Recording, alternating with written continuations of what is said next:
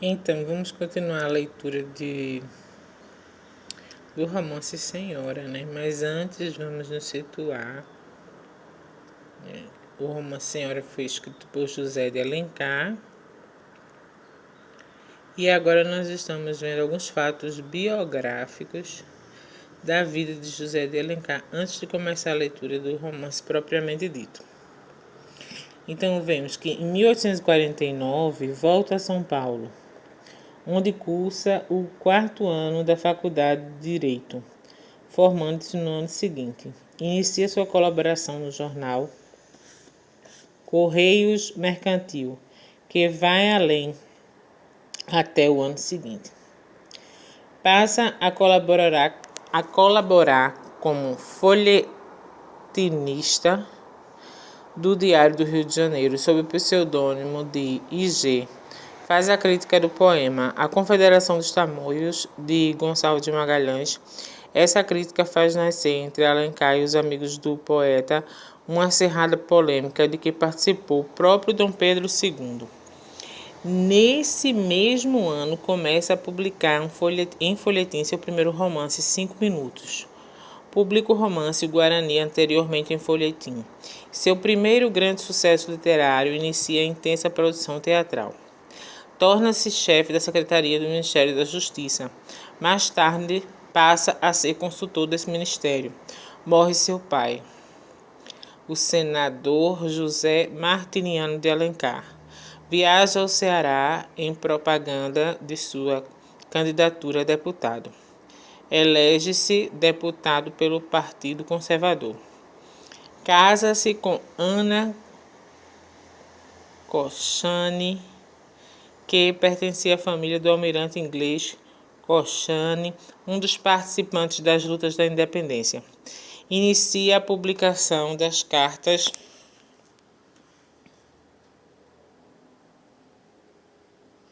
de Erasmus, dirigida ao imperador. Primeira edição do romance Iracema. Torna-se ministro da Justiça, cargo que ocupará por 2 anos.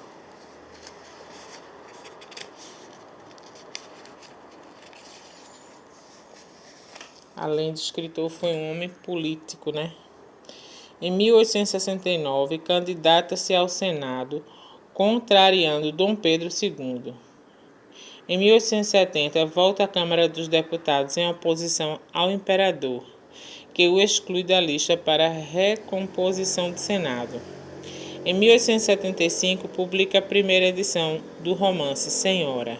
Em 1877, a 12 de dezembro, falece no Rio de Janeiro, aos 48 anos de idade. Muito novo. Obras. José de Alencar é o nosso mais importante prosador do romantismo. Escreveu romances abrangendo todas as tendências desenvolvidas na época. Segundo o professor Antônio Cândido, desses romances, nenhum é péssimo. Todos merecem leitura e, na maioria, permanecem vivos apesar da mudança dos padrões de gostos a partir do naturalismo. Alencar destaca-se também por ter defendido um estilo brasileiro na literatura.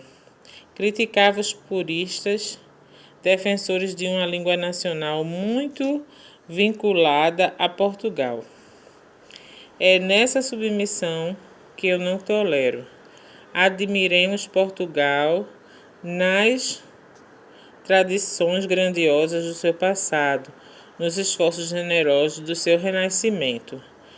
Prezemos sua literatura e seus costumes, porém nunca imitá-los servilmente. Importaria anular nossa individualidade. Apesar de ter vivido apenas 48 anos, Alencar teve uma marcante atividade literária e também política.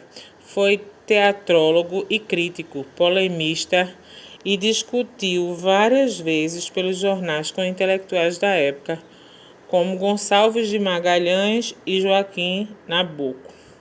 Sua obra romanesca é vasta, abrangendo todas as tendências desenvolvidas na época. A linha social urbana, 5 minutos, A Viuvinha, Lucila, Diva, A Pata da Gazela, Sonhos de Ouro, Senhora e Encarnação. A linha regionalista, O Gaúcho, O Tronco do Ipê, Tio e o Sertanejo. Linha histórica, O Guarani, As Minas de Prata, A Guerra dos Mascates. E a linha indianista, Iracema e Ubirajara. E aí vamos começar finalmente, Senhora. Este romance de 1875 faz parte do ciclo urbano na obra de José de Alencar, em que o autor traça perfis femininos já explorados em livros como Lucila, em 1862, e Diva, em 1864.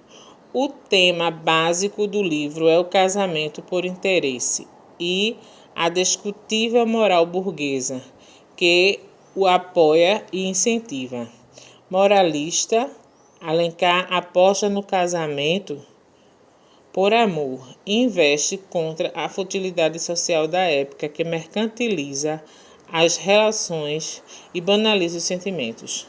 Senhora é obra madura apresentando um Alencar crítico não só na sociedade, como também no próprio modelo artístico vigente. O romantismo, em muitos momentos, surgem características que aproximam o enredo das tendências realista e naturalista. É o caso da visão crítica que Aurélia e Seixas demonstram sobre si próprios e o jogo social ou a apresentação dos personagens de mau caráter, sem que necessariamente tenham de ser punidos. Casos do cínico e corrupto Lemos, tio de Aurélia. O romance Senhora divide-se em 4 partes, e na titulagem dessas já vem explícito seu caráter crítico, o preço, quitação, posse e resgate. Ora, em se tratando de um casamento, sua definição clara como transação comercial resulta mesmo chocante. Na primeira parte, o leitor conhece Aurélia Camargo, jovem de 18 anos, linda e debutando nos salões. A moça pede que o tio acerte seu casamento com um rapaz, Fernando Seixas. Seixas é moço honesto, mas influenciável, fútil, muito mimado pela mãe, viúva e pelas irmãs solteiras. Leva vida de aparente luxo nos bailes, enquanto a família enfrenta dificuldades. Espírito ocioso e fraco, aceita às escuras o casamento com a herdeira desconhecida. Casam-se. Na noite de núpcias, no entanto, Seixas se surpreende ao ver nas mãos de Aurélia um recibo assinado por ele, aceitando um adiantamento do dote. Aurélia é ferina e terrível. Acusa-o de mercenário e venal. Ela se põe a contar sua dívida e os motivos que a levaram a comprá-lo. Na segunda parte, conhecemos a vida de Aurélia. Moça pobre, vive com o filho bastardo de um rico fazendeiro que jamais contou ao pai sobre seu casamento e os filhos. O pai de Aurélia, Pedro, morre e a família fica ainda mais abandonada. Morre Emílio de febre. Temendo o destino da filha, Dona Emília pede que a moça fique à janela, mostrando sua beleza para tentar arrumar um marido.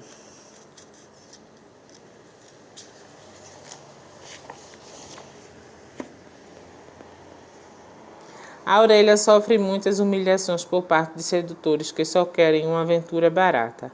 Enfim, conhece Seixas e se apaixona por ele. Seixas se compromete com ela, mas logo se arrepende. Um casamento com moça pobre é para ele quase desonra. consegue desfazer-se do compromisso e acerta o noivado com Adelaide Amaral. Sai em viagem e, ao retornar, encontra as coisas muito mudadas. Aurélia torna-se rica e herdeira. Na terceira parte, a história retorna ao quarto do casal. Fernando está arrasado de vergonha, mas Aurélia toma por cinismo o silêncio do rapaz. Desde então, inicia uma fase de hipocrisia conjugal. Enquanto desfilam em festas e teatros, fingem um casamento amoroso. Na intimidade, eles se degladiam em diálogos ferinos e brutais. Na quarta parte, temos o desenrolar da trama. O estilo denso de Alencar acentua o clima de erotismo e desejo não realizado entre Aurélia e Seixas. Aliás, a descrição minuciosa e bastante adjetivada de todas as situações leva o leitor a adentrar no clima que envolve cada uma delas. Além disso, José de Alencar leva ao extremo o comportamento orgulhoso de Seixas e Aurélia, sobretudo na parte final, em que o leitor tem o desfecho típico das obras românticas apenas na última linha do livro.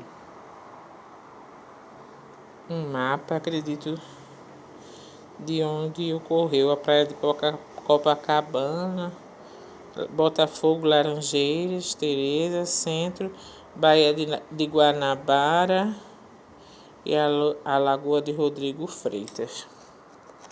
Mapa com indicações dos bairros da cidade do Rio de Janeiro da época em que transcorre a ação de Senhora.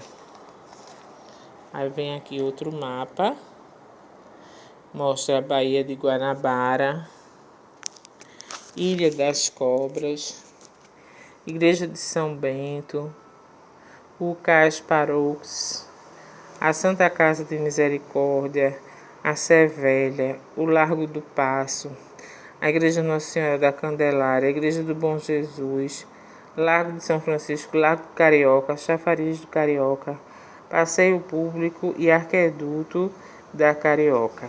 Esse foi um mapa do centro da cidade do Rio de Janeiro em 1858, com os principais pontos citados em Senhora. Um painel fotográfico. Aqui, ó, página inicial da primeira edição de Senhora. José de Alencar acentuou propositadamente a letra O, contrariando assim a pronúncia portuguesa, que é fechada. Esse é o José de Alencar. A Rua do Ouvidor, vista de uma das suas sacadas em meados do século XIX. Essa era a rua mais famosa do Rio de Janeiro, pois se localizavam as confeitarias, as livrarias, as lojas mais sofisticadas da cidade. Aí vem aqui a Praia de Botafogo. A Praia de Botafogo, vendo-se ao fundo o Corcovado e o Morro Dona Mata. O ano é 1875, o Corcovado aqui. E a elegância do chapéu e do paletó se mantinha até na pescaria. Aí vem aqui um mosteiro. O mosteiro de São Bento, no século XIX, no Rio de Janeiro. As badaladas de seus sinos marcavam as horas da cidade. Moda europeia de 1870, imitada por muitos brasileiros elegantes que viviam no Rio de Janeiro, acerca da cidade da corte. E aqui, vestidos de noite, usados em 1877, a moda feminina carioca inspirava-se nesses trajes europeus.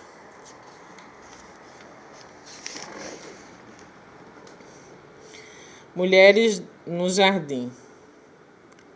Tela de 1866, do pintor francês Claude Monet. Eram esses vestidos leves que as mulheres cariocas da classe alta encomendavam às modistas francesas da Rua do Ouvidor. Nos camarotes e frisas da ópera, a elite carioca desfilava sua elegância importada. O decote generoso era um item obrigatório nos vestidos. Sua ausência indicava que a mulher devia ser uma dama de companhia. ou então uma funcionária do teatro. Chegada a uma festa elegante no século XIX, observe os trajes e o meio de transporte da época.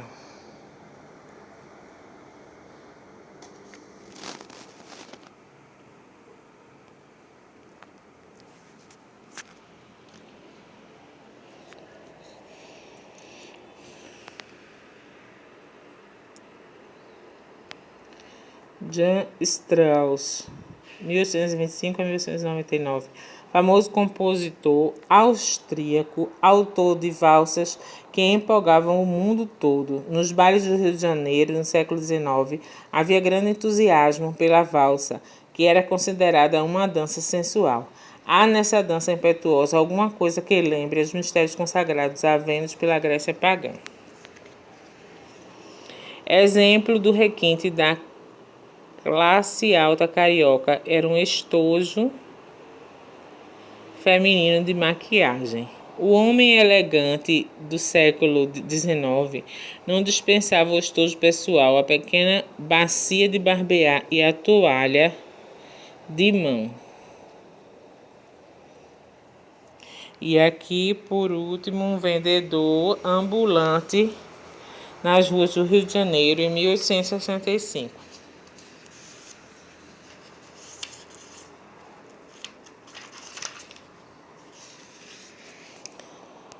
Ao leitor, este livro, como os dois que o precedem, não são da própria lavra do escritor, a quem geralmente os atribui. A história é verdadeira, a narração vem de pessoa que recebeu diretamente e em circunstâncias que ignoram a confidência dos principais atores deste drama curioso.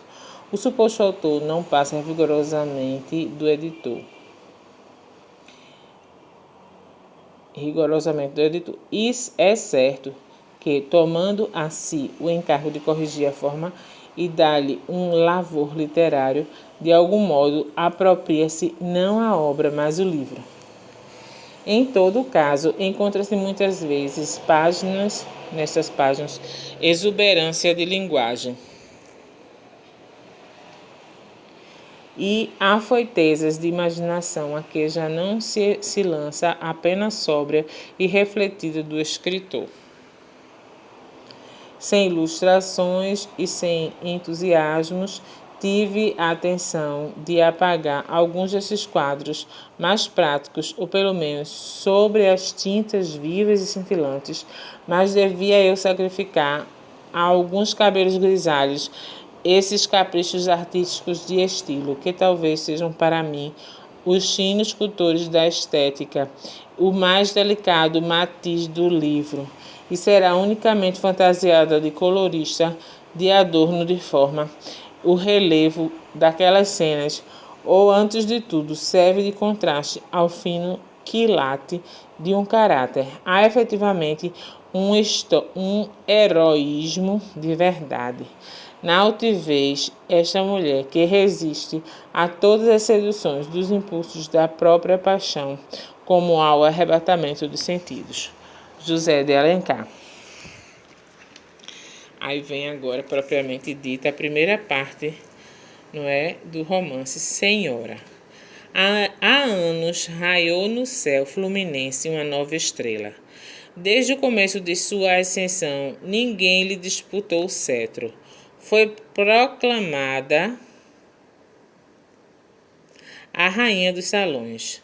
Tornou-se a deusa dos bailes, a musa dos poetas e o ídolo dos noivos em disponibilidade. Era rica e formosa, duas opulências que se realçam como a flor em vaso de alabastro, dois esplendores que se refletem como o raio de sol no prisma do diamante. Quem não se recorda da Aurélia Camargo, que atravessou o firmamento da corte como brilhante meteoro e apagou-se de repente no meio de um deslumbramento que produzira o seu fulgor. Tinha ela 18 anos quando apareceu a primeira vez na sociedade. Não a conheciam e logo buscaram todos com avidez informações acerca da grande novidade do dia. Dizia-se muita coisa que não respeitei agora, pois a seu tempo saberemos a verdade.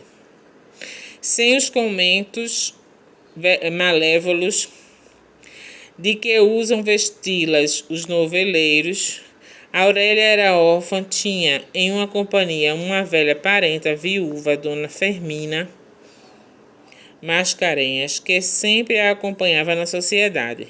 Mas essa parenta não passava de mãe de encomenda para condescender com os escrúpulos da sociedade brasileira. Mas naquele tempo não tinha admitido ainda certa emancipação feminina, guardando com a viúva as diferentes devidas à verdade. A moça não declinava um instante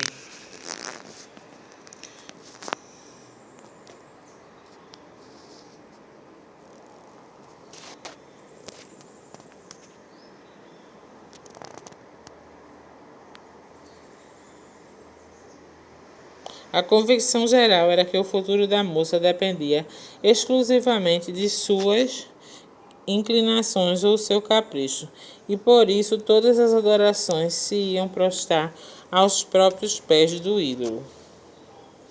Consta-se também que Aurélia tinha um tumor, mas essa entidade desconhecida, a julgar pelo caráter da pupila, não devia exercer maior influência em sua vontade do que a velha parenta. Guardando com a viúva as deferências devidas à idade, a moça não declinava um instante no firme propósito de governar sua casa e dirigir suas ações como entende-se.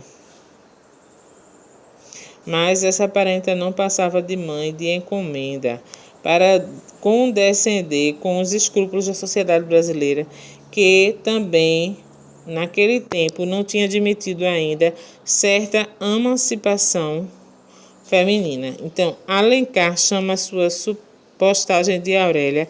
A origem deste nome remete à palavra áurea, de outro.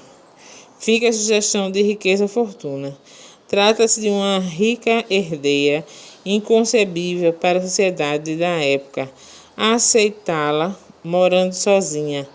Por isso, a mãe de encomenda a presença da Dona Fermina tem respeitabilidade a Aurélia. Próxima aula nós continuaremos.